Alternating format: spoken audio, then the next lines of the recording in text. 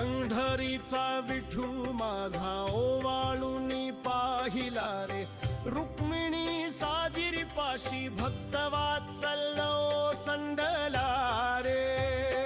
जय जय विठ्ठला पांडुरंगा रे, तुका म्हणे माझा जीव वाहिला रे. नामा घेता अंतरी आनंद डोळ्यांत अश्रुझरे रे, काळ विसरला देह हरपला नाम गाजे अंतरात रे. चरणी ठेव माथा माझा दीन झालो तव दारी रे.